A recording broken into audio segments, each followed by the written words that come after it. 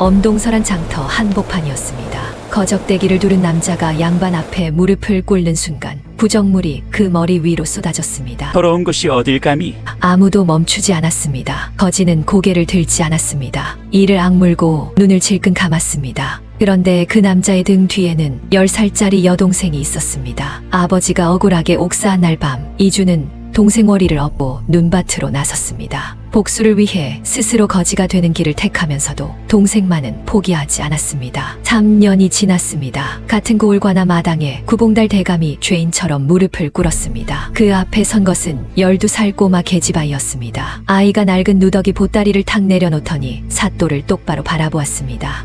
나리, 이 숫자가 맞는지 확인해 주십시오. 차가운 목소리로 숫자를 읊기 시작하는 순간 사또가 벌떡 일어섰습니다.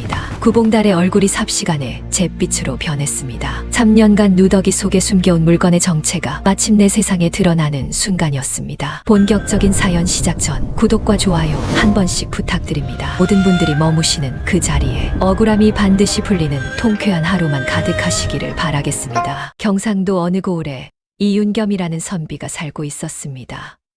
사람들은 그를 이 진사라 불렀으니 진사 시험에 합격하고도 벼슬 자리 하나 탐내지 않고 고요히 글이나 읽으며 살아온 사람이었습니다. 빗장이 성긴 살인문, 마당 한켠에 장독 몇 개, 그리고 낡은 책 더미가 이윤겸의 전 재산이었습니다. 허나 그 집안에는 가난을 눌러주는 무언가가 있었으니 바로 두 아이들이었습니다. 22살 장남 이준과 10살 딸 월이었습니다. 이준은 과묵하되 눈빛이 맑았고 월이는 아버지의 책을 스스로 들춰 읽을 만큼 영리하였으니 이 진사는 그것으로 족하다 여겼습니다. 발 없는 말이 천리를 간다고 했던가요? 이 진사 가문의 청렴함은 고을 사람 누구나 아는 일이었습니다. 그 무렵 고을 장터 어귀에 새로 자리를 잡은 자가 있었습니다. 구봉달이라는 자였습니다. 원래는 어물전 객주 출신이었으나 돈을 굴리고 굴려 적잖은 재물을 모았고 기어이 양반 족보를 사들여 구 대감으로 행세하기 시작한 터였습니다. 뱀처럼 가느스름한 눈 아래 언제나 기름진 웃음을 달고 다니는 사람이었으니 그 눈빛에는 탐욕이 번들거렸습니다. 탐욕은 이성을 마비시키고 양심을 갉아먹는 법입니다. 구봉다리 고을의 뿌리를 내리기 시작하면서 여기저기서 이상한 소문이 돌기 시작했습니다. 구 대감에게 돈을 빌렸다가 논밭을 통째로 날렸다는 집, 빚을 갚고도 줄지 않는다는 집. 그런 이야기들이 장터 구석구석에 나돌았습니다. 이 진사와 구봉달이 처음 마주친 것은 봄비가 부슬부슬 내리던 날이었습니다. 고을원님이 연잔치 자리였으니 두 사람은 같은 상에서 마주 앉게 되었습니다. 구봉달은 이 진사를 향해 기름지게 웃으며 술잔을 건넸습니다. 이 진사는 정중히 잔을 받되 속으로는 그 자의 번들거리는 눈이 어딘가 불편하다 느꼈습니다. 허나 어른이 권하는 잔을 밀칠 수는 없었으니 그 봄날의 잔치가 화근의 씨앗이 될 줄은 꿈에도 몰랐습니다. 그 이후로 구봉달은 이 진사를 자주 찾아왔습니다. 때로는 과일 바구니를 들고 때로는 좋은 책 한 권을 들고 마치 오래 사귄 친구처럼 살인문을 두드렸습니다. 이 진사는 처음에는 경계하였으나 구봉달이 몇 달을 한결같이 공손히 찾아오자 점차 마음을 열게 되는데 그러던 어느 날 구봉달이 넌지시 입을 열었습니다. 진사 어른 소문을 들으니 이번에 고을 서당을 새로 지으신다 하더이다.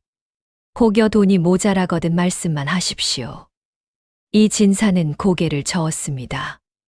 그러나 구봉달은 물러서지 않았고 두 번, 세 번 같은 말을 건네었습니다. 호의를 거듭 사양하기 어려운 것이 사람 사이의 정분이라 이 진사는 마침내 원금 100냥을 빌리고 말았습니다. 문서를 주고받는 날 구봉달의 사랑채에서였습니다.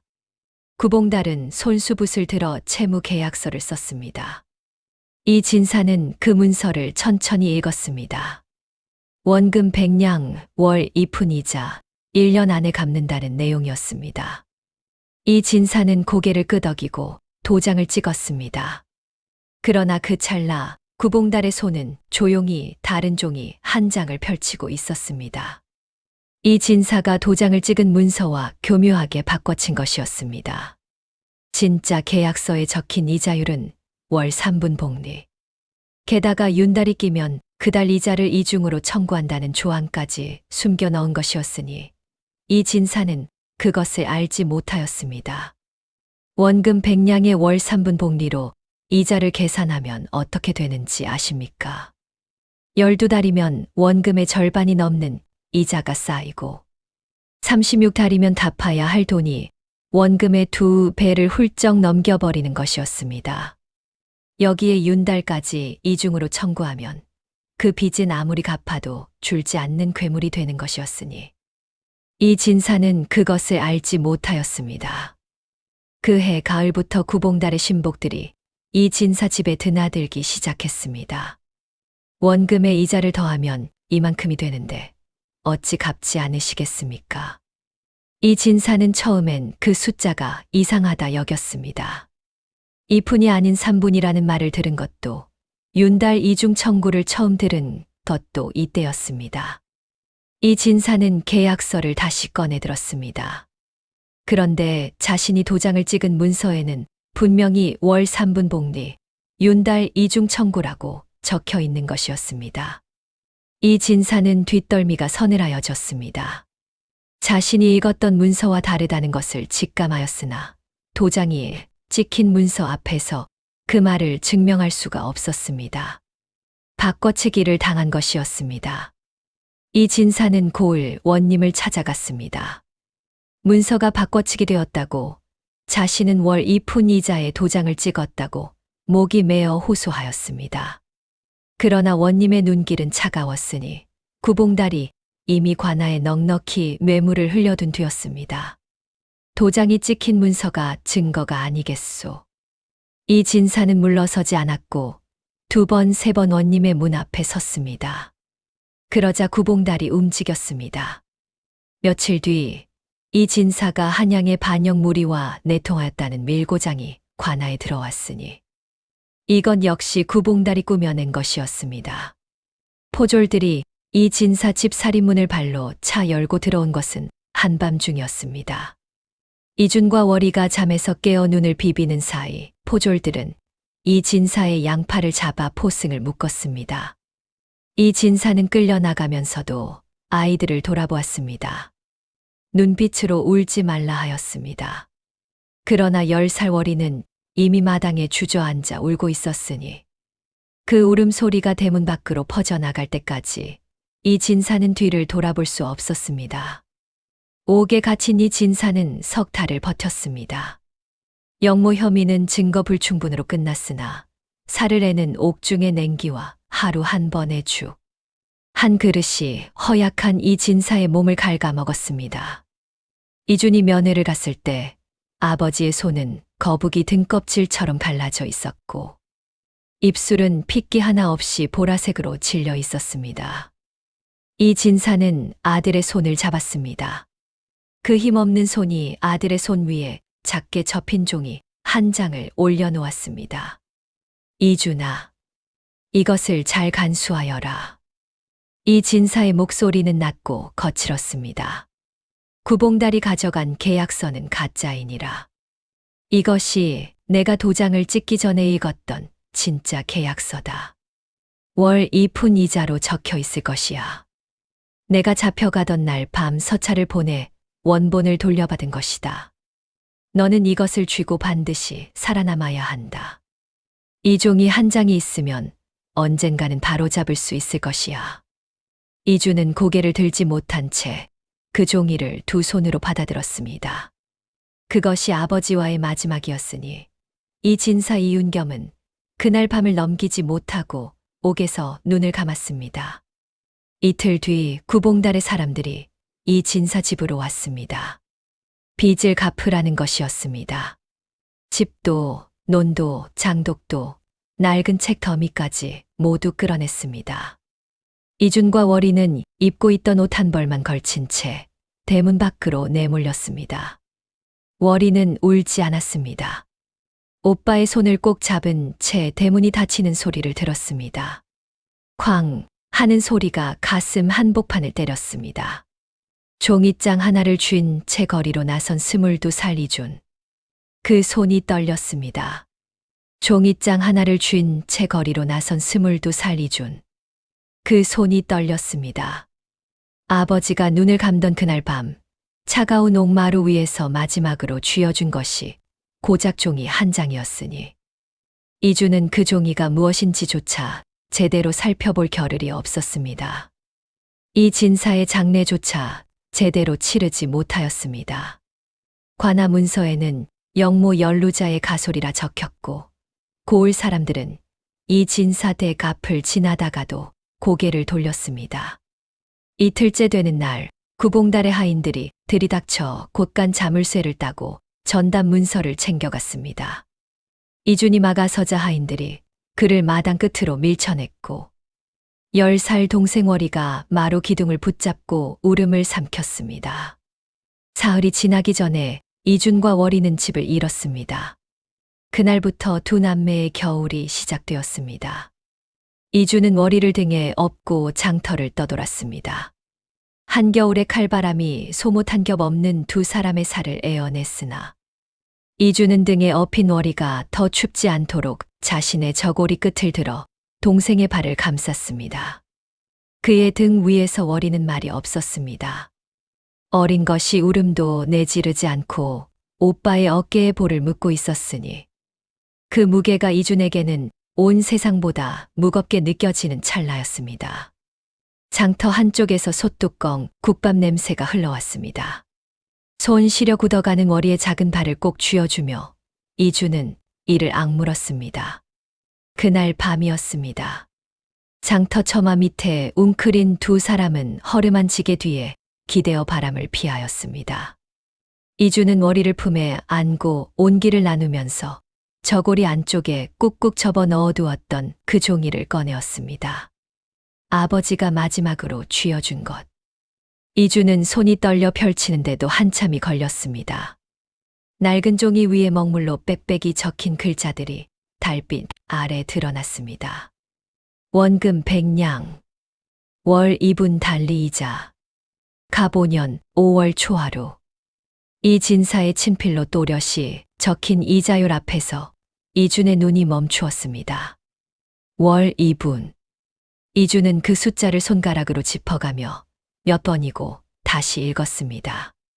구봉다리 관아에 들이밀었던 조작 장부에는 월 3분 봉리라 적혀 있었고 이 진사가 영모 누명을 쓰는 재판 내내 그 이자율이 근거로 쓰였다는 것을 이준은 알고 있었습니다.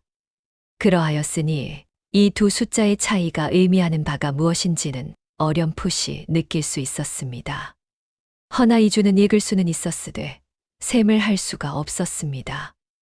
100냥의 월 2분 달리라면 36달이 지날 때 얼마가 되는지, 월 3분 봉리라면 또 얼마가 되는지, 그 두 숫자가 얼마나 다른 것인지를 이준은 알아낼 방도가 없었습니다. 붓글씨를 쓰고 사서삼경을 외우는 것이 선비의 공부였으니 장부의 이자를 셈하는 방식은 아버지도 아들도 익혀본 일이 없었던 터였습니다. 이준은 종이를 다시 접어 저고리 안에 넣었습니다. 그리고 등에서 내려온 월이의 얼굴을 바라보았습니다. 10살이었습니다. 광대뼈 아래로 볼이 홀쭉하게 꺼져 있었고 입술은 추위에 보라색으로 물들어 있었습니다. 그러나 눈만은 또렷하였습니다. 아버지 이 진사의 눈빛을 그대로 물려받은 그 눈이 달빛 아래서 이준을 바라보고 있었습니다. 이준은 그 눈을 오래 들여다보다가 입을 열었습니다. 아버지가 남긴 이 숫자를 내가 읽을 수 있느냐? 월이가 종이를 받아들고 한참 들여다보더니 고개를 끄덕였습니다. 월이는 서당에 다닌 적이 없었지만 아버지, 이 진사가 남긴 책들을 손수 읽어왔으니 글자를 아는 것만큼은 어느 서당 학동에도 뒤지지 않았습니다. 하지만 이 숫자가 얼마나 다른 것인지는 월이 역시 아직 알 수 없었습니다. 이준은 월이의 손을 꼭 쥐었습니다. 그렇다면 내가 가르쳐 주마. 아니, 우리 함께 배우자. 아버지가 남긴 이 종이 한 장이 거짓을 밝혀낼 열쇠라는 것을 이주는 뼛속 깊이 느끼고 있었습니다. 수를 헤아릴 줄 알아야 하였고 장부를 읽을 줄 아는 것이 먼저였습니다. 월이가 그것을 익히는 동안 이주는 안에서 증거를 모아야 했습니다.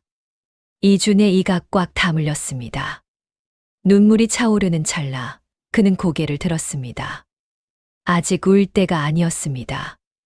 허나 마음 하나만으로 증거를 쓸 수는 없는 법이었습니다. 이주는 그날 밤 내내 생각을 거듭하였습니다. 구봉달은 고을의 실세였습니다. 돈으로 관할을 움직이고 백성을 눌렀습니다. 정면으로 들이닥쳐 이 종이를 내밀었다가는 종이를 빼앗기고 목숨마저 위태로워질 터였습니다. 거지처럼 떠돌며 밖에서 외쳐봤자 들어주는 이 하나 없을 것이었으니 구봉달의 집 안으로 들어가야 했습니다. 그가 조작한 장부들이 보관된 창고 곁에 서 있어야 했으니 그러자면 자벽부로 들어가는 것이 가장 빠른 길이었습니다. 구봉달의 하인들은 관아 인근에서 날품팔이 일꾼을 골라 쓰곤 하였으니 이준이 그 틈새에 섞여 들어가면 될 일이었습니다. 허나 한 가지 문제가 있었습니다. 한양에서 학문으로 이름 높았던 이 진사의 아들이라는 것이 알려지는 순간 모든 것이 끝이었습니다. 이주는 알려지지 않아야 하였고 보이지 않아야 하였으며 아무도 거들떠보지 않는 사람이 되어야 했습니다. 거지. 그것이 이준이 선택한 모습이었습니다. 아무도 눈길을 주지 않고 아무도 이름을 묻지 않으며 아무도 무엇을 하는지 신경 쓰지 않는 존재. 구정물을 맞아도 그만이고 매를 맞아도 그만인 존재. 이주는 그 모습이 되기로 결심하였습니다. 월이를 인근 마을 아는 안악에게 맡겨두고 홀로 구봉달 집 문을 두드리기 위해 이주는 먼저 차림새를 갖추어야 했습니다. 장터 뒤편 쓰레기 더미 위에 버려진 누더기를 주워 들었습니다. 솜이 다 빠져나간 해진 무명 조각들을 이어 붙인 것이었으니 냄새가 코를 찌르는 찰나였습니다. 이주는 코를 막지 않았습니다. 천천히 그것을 걸쳤습니다. 누더기를 몸에 걸치는 그 순간 이주는 손에 들고 있던 아버지의 원본 계약서를 다시 한번 내려다보았습니다. 찬바람의 종이 끄트머리가 파르르 떨렸습니다. 이주는 그 종이를 펼쳐두지 않았습니다. 접고 또 접어 손가락만 한 크기로 만든 뒤 누더기 안감 가장자리를 손으로 뜯어내었습니다. 그 속에 원본 계약서를 밀어넣고 장터 귀퉁이에서 주워온 삼실한 올로 안감을 한 땀 한 땀 꿰매기 시작하였습니다. 추위의 감각을 잃어가는 손가락으로 실을 꿰는 일은 더뎠습니다. 바늘이 손가락 끝을 찌를 때마다 붉은 것이 베어났으나 이주는 멈추지 않았습니다.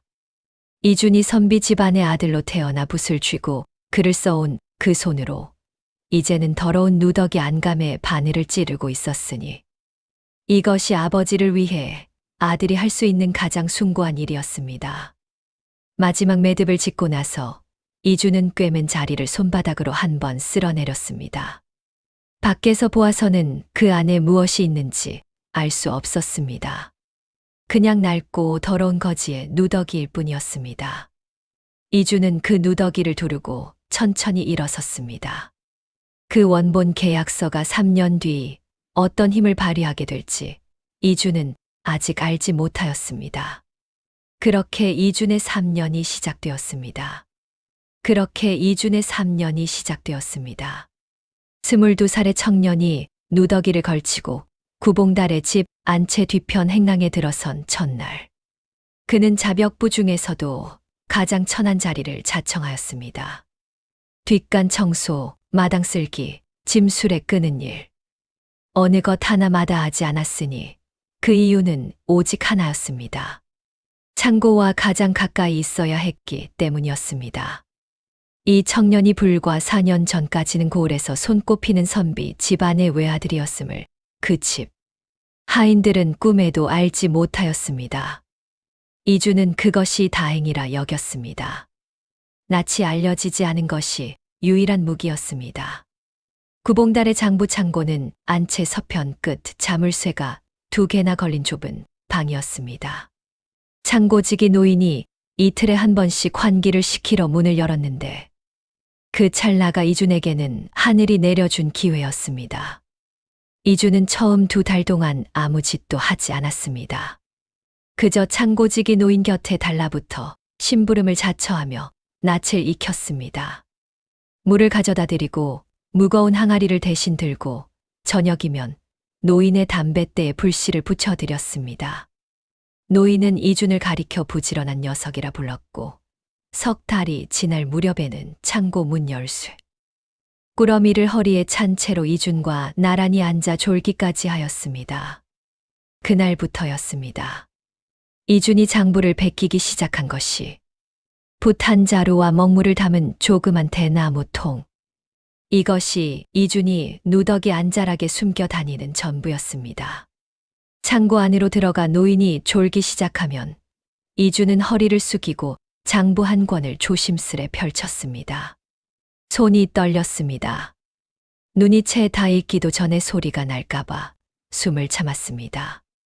하루에 베낄 수 있는 분량은 서너 줄에 불과하였습니다. 노인이 눈을 떠 기침을 시작하면 붓을 감추고 태연하게 짐을 옮기는 척 서 있어야 하였으니 몸은 둘인데 시간은 하나뿐인 셈이었습니다. 그렇게 베낀 장부 조각들을 이주는 밤마다 가늘게 접어 손가락 한 마디 크기로 만들었습니다. 그리고 바늘 하나, 실 한 오라기로 누더기 안감에 하나씩 꿰매어 넣었습니다. 이준의 바느질 솜씨는 형편없었으나 그것이 오히려 더 잘 숨겨졌습니다. 울퉁불퉁한 실밥들이 낡은 누더기의 결과. 어우러져 누가 보더라도 그저 해진 옷감을 떼운 흔적으로밖에 보이지 않았기 때문입니다. 제일 처음 꿰맨 조각은 을묘년 2월 장부였습니다. 구봉다리 고을 서쪽 홍씨 성을 가진 농부에게 원금 20냥을 빌려주며 월 2분 5리의 이자를 약속받은 내용이었습니다. 그러나 같은 달 구봉다리 관아에 제출한 조작 장부에는 월 3분으로 쓰여 있었으니 눈 하나 깜짝하지 않고 2분 5리를 3분으로 둔갑시킨 것이었습니다. 손톱만 한 차이였습니다. 그러나 3년이면 그 차이가 홍씨 내 논 한 마지기를 집어삼키고도 남는 금액이었습니다. 이주는 이를 악물었습니다. 바늘이 손가락을 찌를 때마다 손끝이 쓸렸지만 그 아픔이 분노를 식혀주었습니다. 한 조각, 또 한 조각. 이준의 누더기 안감에는 달이 갈수록 작고 빽빽한 문자 덩어리들이 차곡차곡 자리를 잡아갔습니다. 첫 해에 7조각, 이듬해에 9조각. 그 다음 해가 되어서는 또 7조각이 더해졌으니 이미 23조각이 안감 곳곳을 채우고 있었습니다. 그 무게가 어깨를 짓눌렀으나 이주는 그것을 아버지의 무게라 여겼습니다. 그래서 더욱 꼿꼿이 걸었습니다. 세상이 그를 거지라 불러도 누더기 속에 담긴 것이 무엇인지 아는 사람은 이 세상에 오직 이준 혼자뿐이었습니다. 그러던 가을 어느 날이었습니다. 이준이 구봉달집 심부름으로 장터에 나갔다가 일이 벌어진 것은 그날따라 장터는 북적거렸습니다. 추수가 끝난 뒤라 장이 크게 서는 날이었고 사람들이 어깨를 맞대고 오가는 통에 길이 좁고 혼잡하였습니다. 이준이 무거운 마대를 등에 지고 장터 안쪽으로 막 접어드는 찰나 구봉달의 큰 가마가 길 한복판을 막아섰습니다. 앞장선 하인 둘이 소리쳤습니다. 비켜라, 구대감 행차시다. 길 가던 이들이 양옆으로 물러났습니다. 이준도 몸을 돌려 뒤로 빠지려 하였습니다. 그러나 좁은 장터에서 마대를 짊어진 채로 돌아서기가 쉽지 않았으니 발이 미끄러지며 구봉달의 가마 앞을 가로막아 버리고 말았습니다. 하인의 고함이 먼저 터졌습니다. 이 거지 놈이 감히 어디를 막아. 가마 안에서 구봉달의 쉰 목소리가 흘러나왔습니다. 뭔 놈의 거지가 길을 막아. 그때였습니다. 장터 국밥집 처마 아래에서 아낙 하나가 설거지통을 비웠습니다. 검고 기름진 국물과 음식 찌꺼기가 뒤섞인 구정물이었습니다. 그것이 통째로 이준의 머리 위로 쏟아졌습니다. 차가웠습니다. 그러나 더러웠습니다. 누더기 전체가 순식간에 흠뻑 젖었고 식은 기름 냄새와 쉰 음식 냄새가 코와 입을 동시에 막았습니다. 목 뒤로 흘러내리는 구정물이 등줄기를 타고 허리까지 번졌습니다. 안악은 소스라치게 놀라 연거푸 허리를 숙였으나 가마 안 구봉달은 달랐습니다. 비릿한 웃음소리가 먼저 들렸습니다. 그러고는 탐욕으로 번들거리는 눈빛을 가마 창살 사이로 내밀며 한마디를 던졌습니다. 잘 됐군. 어차피 씻어야 할 놈이니까. 주변에서 몇몇이 킥킥 웃었습니다. 이주는 그 자리에 꼼짝없이 서 있었습니다. 구정물이 이마를 타고 눈 위로 흘러내렸습니다. 눈을 떠도 앞이 흐렸고 눈을 감아도 이 치욕이 사라지지 않았습니다.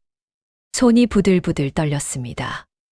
당장 저 가마문을 뜯어 젖히고 싶은 마음이 목구멍까지 차올랐습니다. 이 손으로 그 문서를 찢어버리던 그 얼굴을 향해 소리치고 싶었습니다. 내 아버지가 누구인지 아느냐고. 그러나 이주는 꾹 눌렀습니다. 이를 악물고 소나귀에 힘을 주어 마대를 다시 잡았습니다. 지금은 아니다. 아직은 아니다.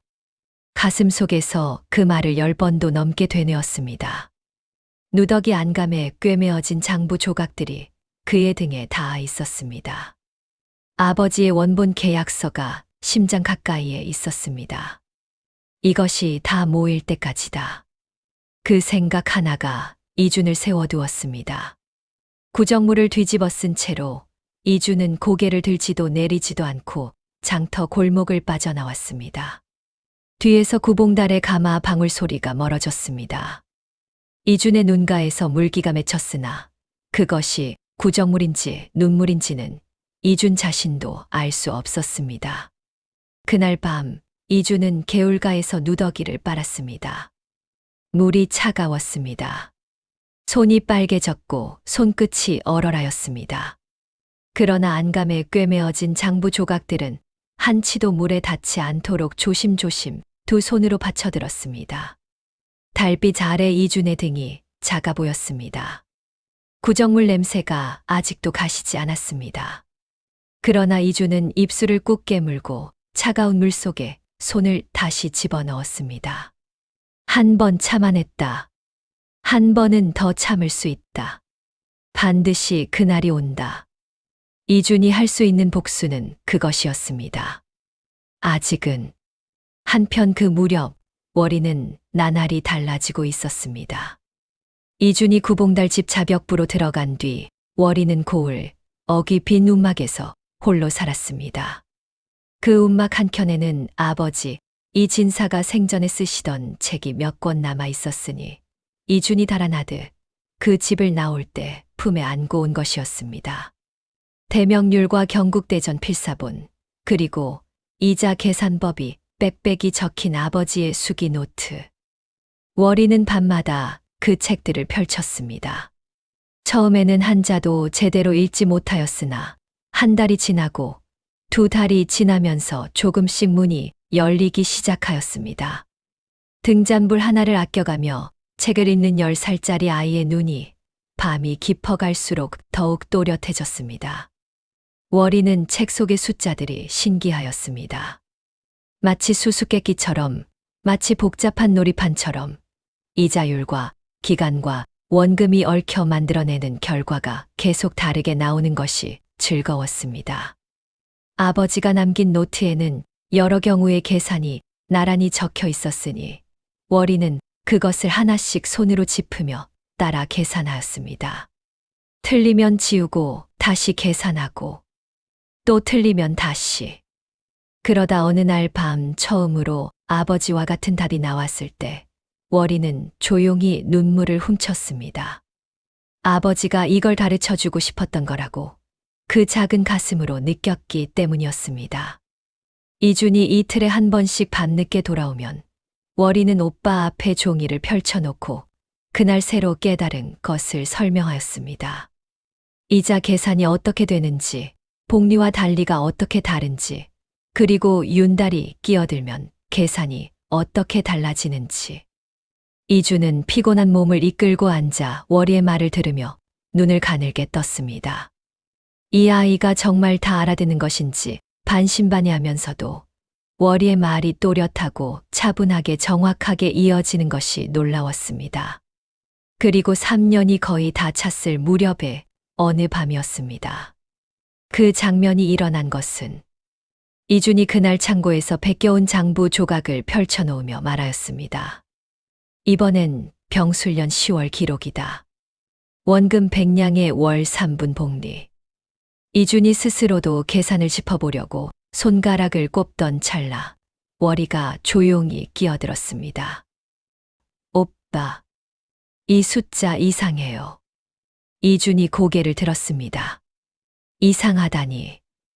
월이가 종이를 손가락으로 짚으며 말하였습니다. 원금 100냥의 월 3분 복리면 36개월 뒤에는 205냥쯤 되어야 해요. 그런데 구봉달이 청구한 금액이 230냥이 넘잖아요. 오빠가 벗겨온 조작 장부에 적힌 금액이요. 이준이 눈을 크게 떴습니다. 월이가 멈추지 않고 계속하였습니다. 병술년에는 윤사월이 있었어요. 구봉달이 그 윤달을 2번 세었어요.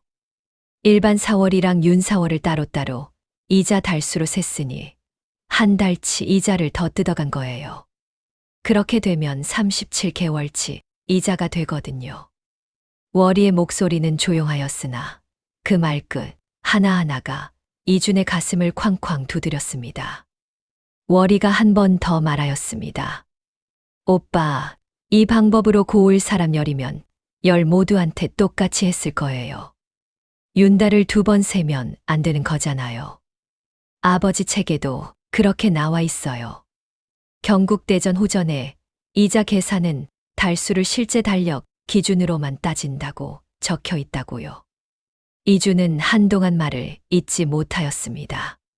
불빛 아래 월이의 얼굴이 또렷하였습니다. 이제 13살이 된 아이의 눈빛이 흔들리지 않았습니다.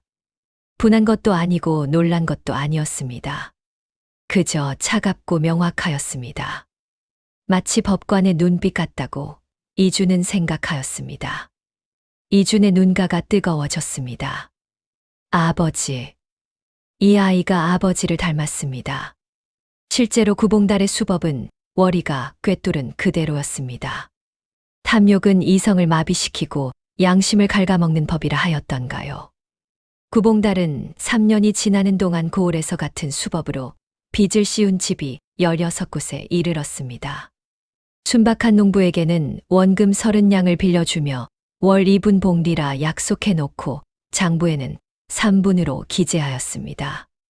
과부가 된 안악에게는 10냥을 빌려주며 이듬해 봄까지 갚으면 된다 하였다가 막상 봄이 되면 윤달 이중 청구를 들이밀며 갑절이 넘는 금액을 요구하였습니다.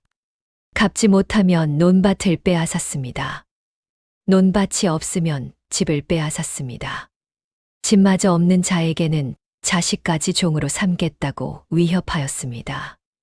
탐욕으로 번들거리는 눈빛으로 문서를 들이밀며 구봉달은 언제나 그 비릿한 웃음을 잃지 않았습니다. 이것이 다 내 도장이 찍힌 내 빚이다. 법도 제 편이고 문서도 제 편이고 고을삿도 역시 제 손안에 쥐고 있었으니 누구 하나 감히 맞서는 자가 없었습니다.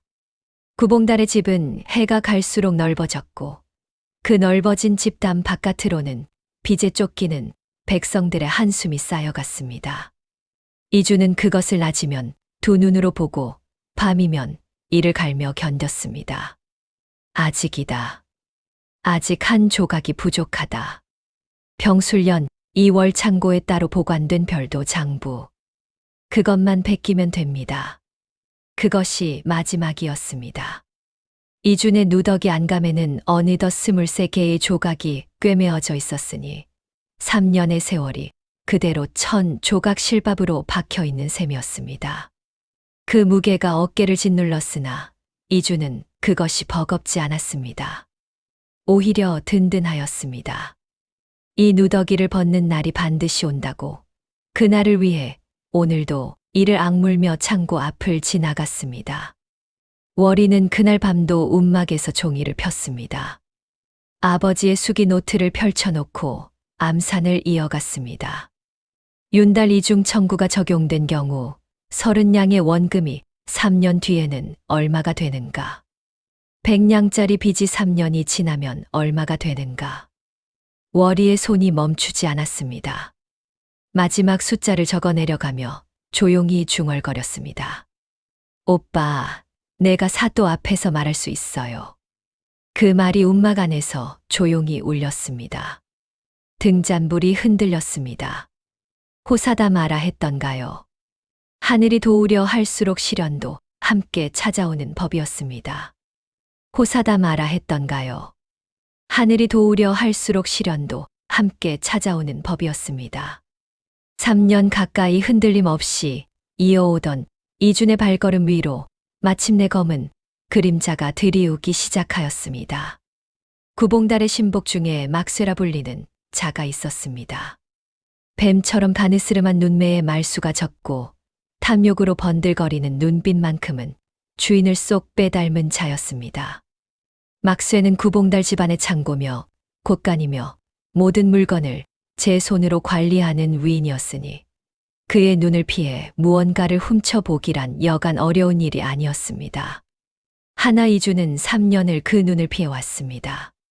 새벽이 오기 전 어슴푸레한 시각, 심부름을 핑계 삼아 창고 언저리를 오갔고 바람 소리 하나에도 귀를 세우며 장부 한 줄 한 줄을 머릿속에 새겼습니다. 허나 짐승도 제 영역에 낯선 기운이 드는 것을 안다 하였습니다. 막쇠가 처음 이준을 유심히 바라보기 시작한 것은 눈이 내리던 어느 저녁 무렵이었습니다. 창고 주위를 기웃거리는 이준의 뒷모습을 먼 발치에서 본 막쇠가 미간을 찌푸렸습니다. 저 거지놈이 창고 근처를 왜 어슬렁거리는 게야.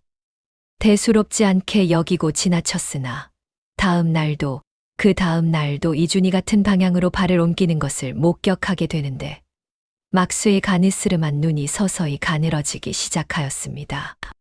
막쇠는 아무 말도 하지 않았습니다. 대신 이준의 뒤를 몰래 밟기 시작하였습니다. 일해가 지나고 열흘이 지났습니다.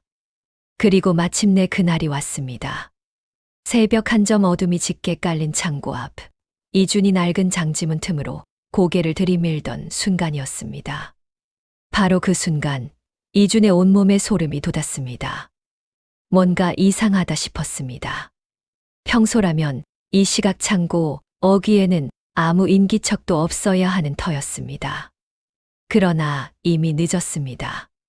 등 뒤에서 쇠몽둥이가 날아왔습니다.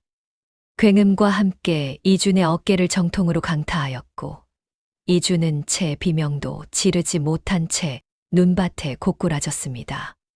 잡아라. 막쇠의 나지막한 목소리가 밤 공기를 갈랐습니다. 이준이 두 눈을 뜬 것은 구봉달의 사랑채 마당이었습니다. 두 팔은 뒤로 묶여 있었고 무릎은 돌 위에 꿇린 채였습니다. 입안이 쓴맛으로 가득하였습니다. 구봉달이 천천히 걸어 나왔습니다. 비단 두루마기 자락을 발끝으로 쓸며 탐욕으로 번들거리는 눈빛으로 이준을 내려다보더니 입꼬리를 비릿하게 끌어올렸습니다. 자벽부 녀석이 창고를 기웃거렸다고? 이준은 아무 말도 하지 않았습니다. 구봉달이 턱을 끄덕였습니다. 쳐라. 회초리가 아니었습니다. 두 손바닥 너비의 널찍한 곤장이었습니다. 첫 번째 매가 등판을 내려치던 순간 이준의 입에서 비명이 터져 나왔습니다. 온 세상이 흔들리는 듯한 고통이 등뼈를 타고 머리끝까지 번졌습니다. 두 번째 매가 떨어졌습니다. 세 번째가 떨어졌습니다. 살가죽이 터지는 소리가 났습니다. 이준은 이를 악물었습니다. 비명을 삼켰습니다. 넷, 다섯, 여섯. 내려칠수록 고통은 배로 불어났습니다.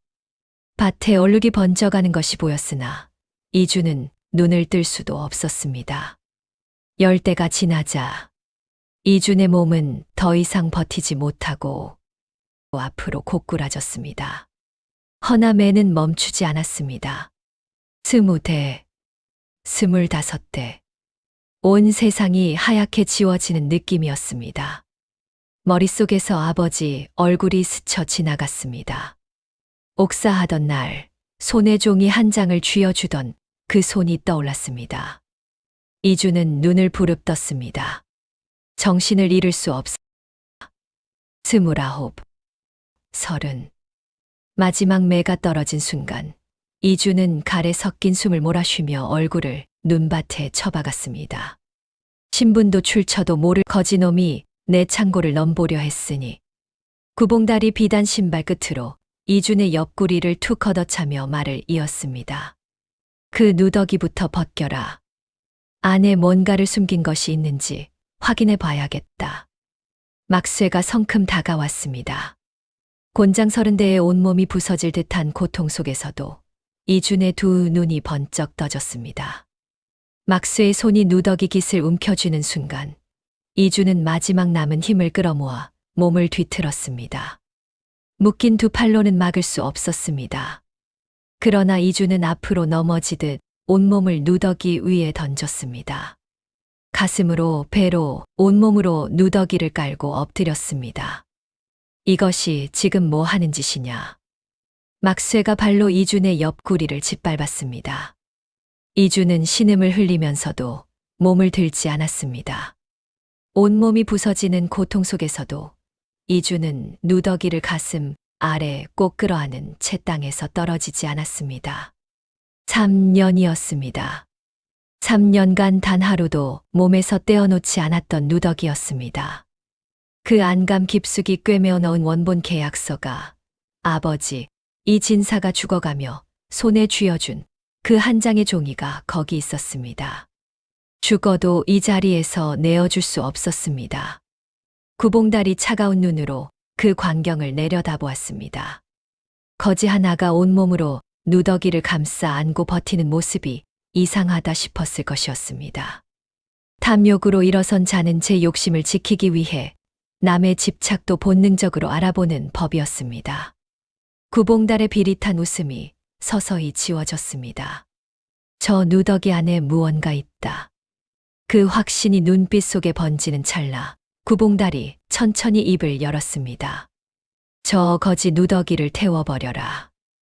일순간 마당이 조용해졌습니다. 막쇠조차 잠깐 멈칫하였습니다. 구봉달이 다시 한번 조금도 흔들림 없이 말하였습니다. 불을 가져와라. 저 더러운 것을 지금 당장 내 눈앞에서 없애버려라. 마당 한쪽에서 횃불이 당겨졌습니다.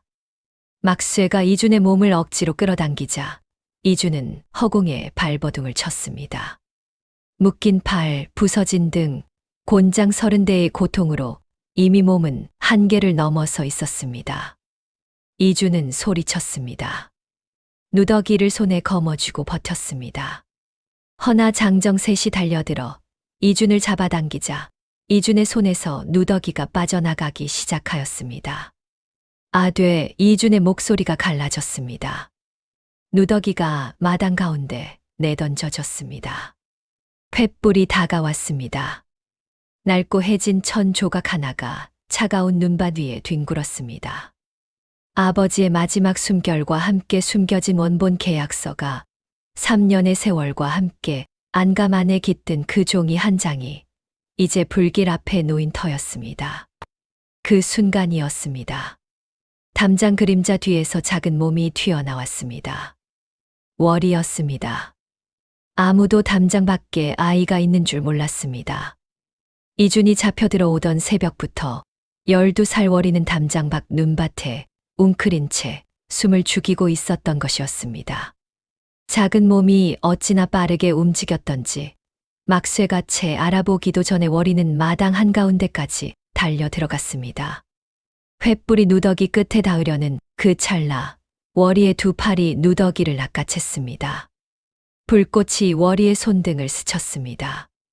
뜨거운 기운이 손가락 끝을 덮쳤으나 워리는 손을 거두지 않았습니다. 누더기를 가슴에 끌어안은 채 뒤돌아 달리기 시작하였습니다. 저 계집애를 잡아라. 막쇠가 소리쳤습니다. 장정 2명이 쫓았습니다. 허나 12살 아이의 발이 그 어둠 속에서 얼마나 빨랐는지 워리는 담장 아래 좁은 틈으로 몸을 비집고 사라졌습니다. 장정들이 담장 밖으로 뛰쳐나갔지만 어둠 속에서 작은 발소리 하나 잡히지 않았습니다. 마당에는 이준만 남았습니다. 묶인 채로 눈밭에 얼굴을 처박은 채로 을씨년스러운 새벽 공기 속에서 이준은 눈을 감았습니다. 워리가 빠져나간 담장 쪽을 바라보며 부서진 몸으로 고개를 떨궜습니다. 워리야, 제발 잡히지 마라. 그 누더기 안에 담긴 것이 무엇인지 너는 알고 있지 않느냐. 그것만 지켜라. 오빠 걱정은 하지 말고 그것만. 이준의 눈에서 눈물이 흘렀습니다. 눈물인지 피인지 구분이 되지 않는 채로 이준은 입술을 깨물었습니다. 3년이었습니다. 구봉달 집안의 오물을 치우고 구정물을 뒤집어 쓰고 사람이 아닌 것 취급을 받으며 버텨온 3년이었습니다. 그 3년이 지금 이 어둠 속 어딘가를 달리고 있는 12살 아이의 가슴 안에 있었습니다. 불길이 누더기 끝을 핥기 시작하던 그 찰나 12살 워리가 낚아챈 누더기 한 조각. 그 밤 12살 워리는 홀로 관아 문 앞에 서 있었습니다. 그 밤 12살 워리는 홀로 관아 문 앞에 서 있었습니다. 품 안에는 누더기 보따리 하나. 불길 속에서 낚아챈 그것이었습니다. 오빠는 묶인 채로 구봉달의 광에 갇혔고 사방은 어둠이었습니다. 달도 구름에 가려 희미한 밤이었으니 관아 문 앞 횃불 하나만이 어린 계집아이의 얼굴을 비추고 있었습니다. 발이 시렸습니다. 신발 한 짝이 불길을 피해 달리는 사이 벗겨졌으니 맨발로 달려온 터였습니다. 허나 워리는 그 발을 내려다보지 않았습니다. 고개를 들었습니다. 그리고 관아 문을 두드렸습니다. 쾅, 쾅, 쾅. 문지기 포졸이 삐걱 문을 열며 얼굴을 내밀었습니다. 그리고 이내 코웃음을 쳤습니다. 누더기를 걸친 조그만 계집아이가 한밤중에 관아 문을 두드렸으니 그 꼴이 우스울밖에 없었습니다. 이 야밤에 거지 아이가 어디서 문을 두드리는 게야. 썩 꺼지거라. 포졸이 문을 도로 닫으려 하였습니다. 그러나 워리의 목소리가 그 문 사이로 파고들었습니다. 또랑또랑하고 차가운 목소리였습니다. 대명률 형전 제3조를 모르시오?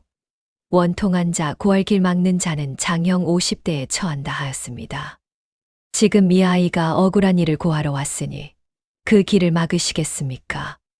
포졸의 손이 멈추었습니다. 대명률이라는 말이 나오자 표정이 굳어졌습니다.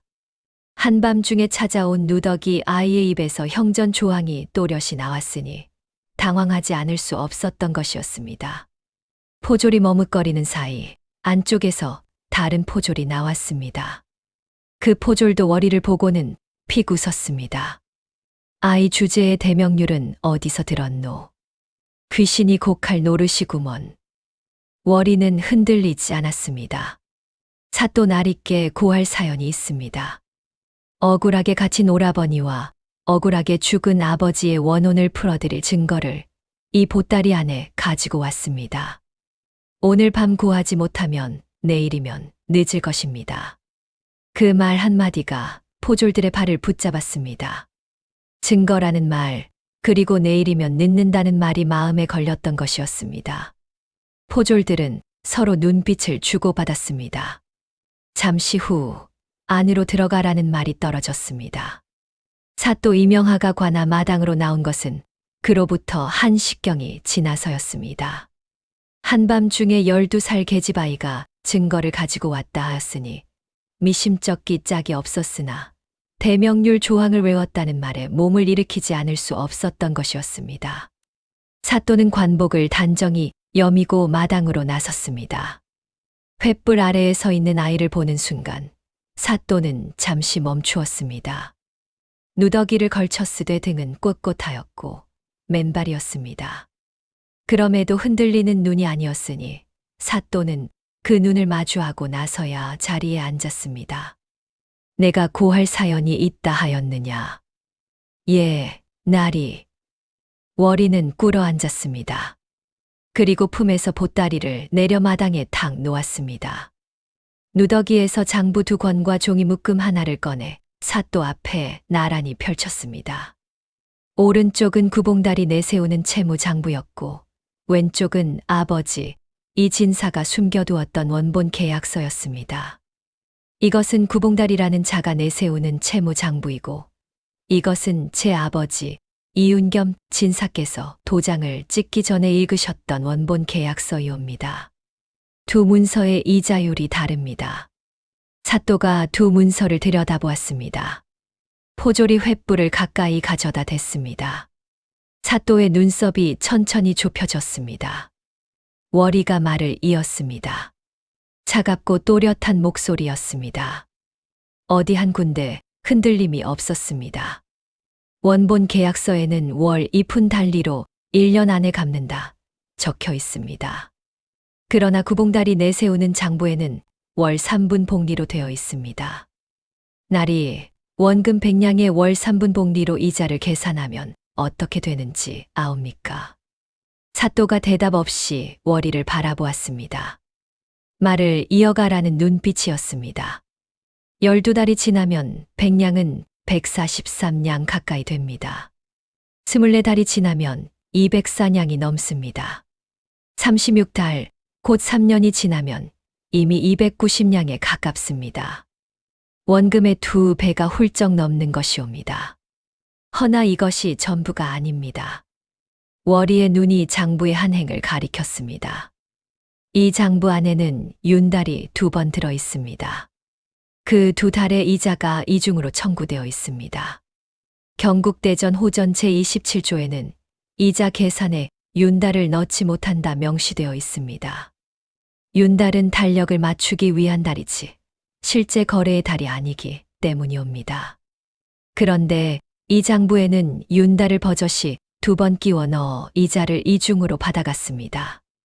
이 한 가지만으로도 구봉달이 제 아버지에게 부당하게 청구한 금액이 원금의 3분의 1을 웃돌게 됩니다.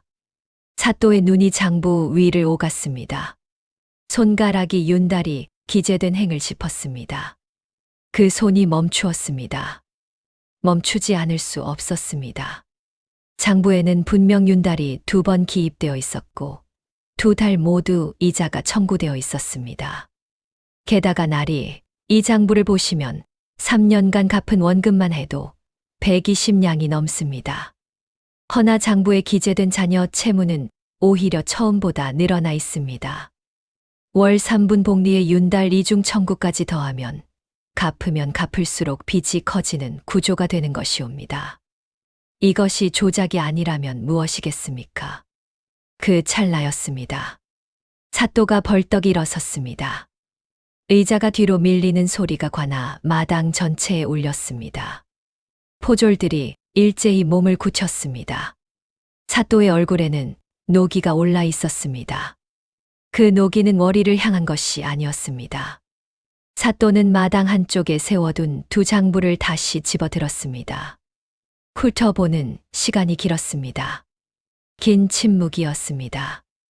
횃불만이 타닥타닥 소리를 냈습니다. 구봉달을 당장과 나로 데려오너라. 포졸 셋이 사라졌습니다. 구봉달이 관아 마당에 들어선 것은 한시진이 채 되지 않아서였습니다.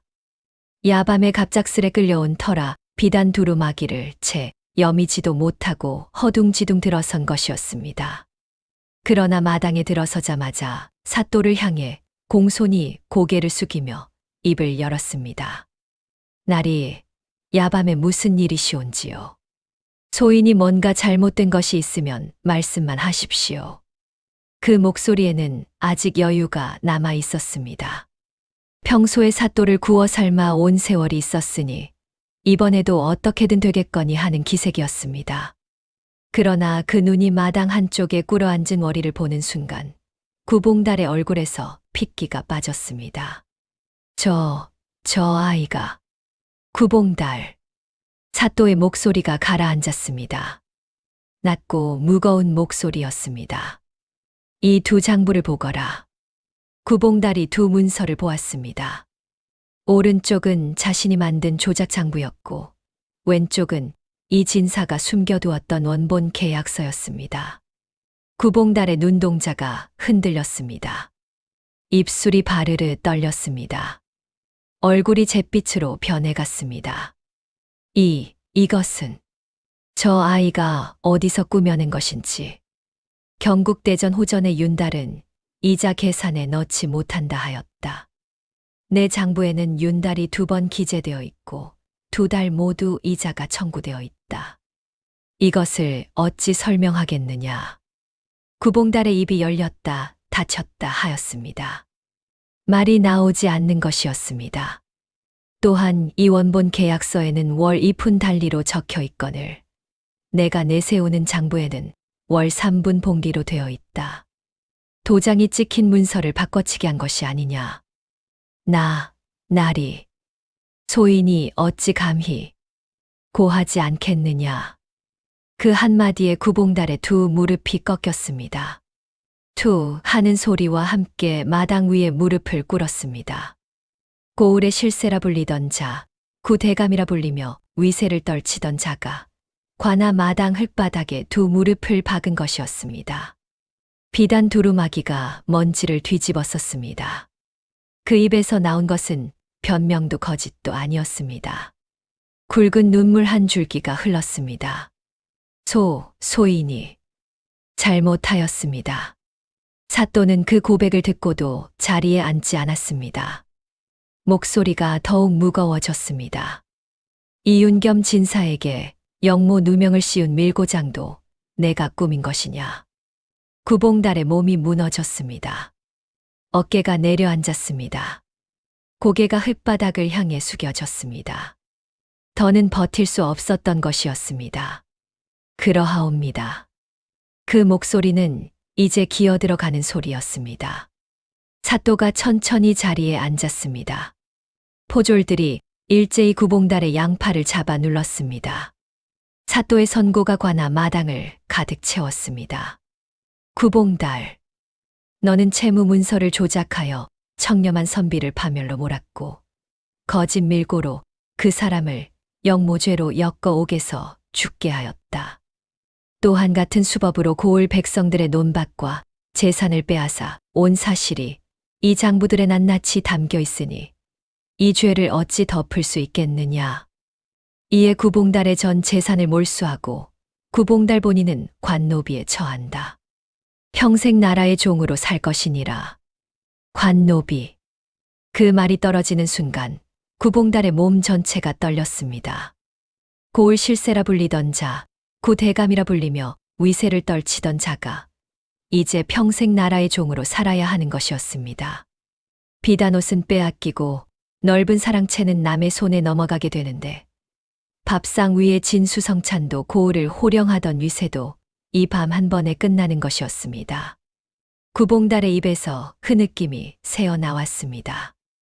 그러나 사또는 눈길조차 주지 않았습니다. 또한 구봉달이 고을 백성들에게 조작된 이자율로 부당하게 받아간 재물을 낱낱이 계산하여 모두 돌려주도록 하라. 몰수한 재산 중에서 먼저 충당하되 부족한 것이 있으면 관에서 보충하여 백성들에게 돌려줄 것이니라. 포졸들이 구봉달을 양옆에서 붙들어 일으켰습니다. 구봉달은 이미 몸을 가누지 못하는 상태였습니다. 비단 두루마기 자락이 클바닥에 끌렸습니다. 끌려나가는 그 뒷모습이 채 사라지기도 전에 사또가 다시 입을 열었습니다. 이준이라 하였느냐. 지금 구봉달의 광에 갇혀 있다 하였으니 당장 풀어오너라. 월이의 가슴이 쿵 내려앉았습니다. 처음으로 눈물이 차올랐습니다. 그러나 이를 악물었습니다. 오빠가 오는 것을 보고 나서 울어도 늦지 않다 하였습니다. 그리고 이윤겸 진사의 억울한 죽음에 대해서는 한양의 장계를 올려 명예 회복 교지를 청할 것이니라. 영모 누명을 씌워 옥사하게 한 것이 명백한 조작임이 드러났으니 이 진사의 이름이 반드시 깨끗하게 밝혀질 것이야. 관아 마당이 고요했습니다. 횃불만이 흔들렸습니다. 이준이 관아 마당으로 걸어 들어온 것은 그로부터 반시진이 지나서였습니다. 3년간 누더기를 걸친 채 수모를 견뎌온 몸이었고 곤장을 맞아 아직 등이 다 낫지 않은 몸이었습니다. 절뚝이며 들어서다가 마당 가운데를 보고 멈추었습니다. 월이가 거기 있었습니다. 누더기 보따리를 옆에 내려놓은 채 흙바닥에 꿇어 앉아 있던 그 자리에서 일어나지도 못하고 오빠를 바라보고 있었습니다. 맨발이었습니다. 얼굴에는 횃불 그을음이 묻어 있었습니다. 그 눈에 눈물이 가득 고여 있었습니다. 이준의 다리에서 힘이 빠졌습니다. 간신히 걸음을 내디뎌 월이 앞에 두 무릎을 꿇었습니다. 그리고 두 손으로 동생의 얼굴을 감쌌습니다. 월아. 그 한마디에 월이의 눈에서 눈물이 터졌습니다. 꾹 참고 참았던 것이 한꺼번에 쏟아지는 것이었습니다. 소리도 내지 않고 울었습니다. 어깨만 조용히 흔들렸습니다. 이준도 울었습니다. 3년을 버텨온 사람이었습니다. 구정물을 뒤집어 쓰면서도 곤장을 맞으면서도 이를 악물고 버텨온 사람이었습니다. 그러나 이 순간만큼은 막을 수 없었습니다. 눈물이 흘렀습니다. 동생의 작은 어깨를 두 팔로 감싸 안았습니다. 관아 마당의 포졸들이 조용히 시선을 거두었습니다. 사또도 잠시 두 사람을 바라보다가 눈길을 거두었습니다. 이준이 낮은 목소리로 물었습니다. 어떻게 한 것이냐? 월이가 오빠의 품에서 고개를 들었습니다. 그리고 말하였습니다. 아버지가 가르쳐 주신 것을 말하였을 뿐이에요. 숫자는 거짓말을 안 하니까요. 이준은 동생의 머리를 가만히 쓰다듬었습니다. 아버지가 하던 것처럼 손을 얹었습니다. 오늘도 야담 공유에 들러주셔서 감사합니다. 구독과 좋아요는 큰 힘이 됩니다. 구봉달은 그날 이후 다시는 고을 사람들 앞에 고개를 들지 못하였습니다. 평생 남의 것을 빼앗아 쌓아 올린 기와집과 전답은 하루아침에 나라에 귀속되었고 비단옷이 벗겨진 자리에는 허름한 배옷이 채워졌습니다. 조선 팔도의 객주를 쥐락펴락하던 구봉달이 나라의 종, 관노비 신분이 되어 관아 마당을 쓸게 된 것이었으니 탐욕은 이성을 마비시키고 양심을 갉아먹는 법이라 했던가요. 남의 피와 눈물 위에 쌓은 것은 반드시 그 피와 눈물의 무게만큼 무너지는 법이었습니다. 그리고 판결이 내려진 지 이래가 지난 어느 아침이었습니다. 이준과 월이는 나란히 고갯마루를 오르고 있었습니다. 월이의 손에는 정갈하게 접어든 한지 한 장이 들려 있었고 이준의 손에는 제기 음식이 담긴 작은 소반이 들려 있었습니다. 고갯마루 너머 양지 바른 언덕 위, 이 진사의 무덤이 있던 자리였습니다. 가을 햇살이 묘역 위에 고요히 내려앉아 있었습니다. 억울하게 세상을 떠난 날 이후 줄곧 손 하나 제대로 쓰지 못하였던 그 무덤 앞에 이제야 비로소 아들이 돌아온 것이었으니 이주는 한동안 말이 없었습니다. 묘비 앞에 무릎을 꿇고 앉아 그는 그저 손으로 봉분의 잔디를 천천히 쓸어내렸습니다. 거칠게 갈라진 손, 3년의 세월이 고스란히 새겨진 그 손이었습니다. 월이가 이준 곁에 무릎을 꿇었습니다. 한지를 두 손으로 공손히 펼쳐들고 잠시 눈을 감았습니다. 바람이 잠시 멎는 듯하였습니다. 그리고 12살 아이의 목소리가 고요한 언덕 위로 또렷하게 울려 퍼지기 시작하였습니다. 아버지. 월이가 아버지 앞에 왔습니다. 아버지께서 남겨두신 계약서 한 장, 3년을 누더기 속에 품어 마침내 관하에 내놓았습니다. 사또께서는 조작된 장부를 불사르고 아버지의 명예를 회복하는 교지를 내리셨습니다. 억울하게 옥사하신 아버지를 이 나라 법이 지켜주었습니다. 이 나라 법이 아버지를 알아보았습니다. 월이의 목소리가 잠시 흔들렸습니다. 아이는 눈을 들어 봉분을 바라보더니 다시 천천히 고개를 숙였습니다. 아버지, 오빠가 3년을 버텼습니다. 구정물을 맞으면서도, 곤장을 맞으면서도 단 한 번도 그 종이장을 놓지 않았습니다. 오빠는 아버지를 닮았습니다. 월이는 그 오빠 곁에 있었습니다. 아버지, 편히 쉬십시오. 월이가 한지를 묘비 앞에 정갈하게 내려놓는 찰나 이주는 고개를 돌려 동생을 바라보았습니다. 12살 아이의 볼 위로 눈물 한 줄기가 흘러내리고 있었습니다. 소리 없이 그러나 단단하게 이주는 천천히 손을 들어 월이의 머리를 쓰다듬었습니다. 아무 말도 하지 않았습니다. 말이 필요하지 않은 순간이었습니다. 3년의 세월이 함께 견딘 모든 밤이 그 손바닥 하나에 다 담겨 있었으니 이준의 눈에도 어느새 눈물이 고이고 있었습니다. 한겨울 장터에서 월이를 등에 업고 서 있던 밤, 곤장 30대를 맞고 쓰러지면서도 누더기를 놓지 않던 날, 불길이 눈앞을 핥던 그 찰나까지 그 모든 것이 이 한순간을 위한 것이었습니다. 낳은 정보다 기른 정이라 했습니다.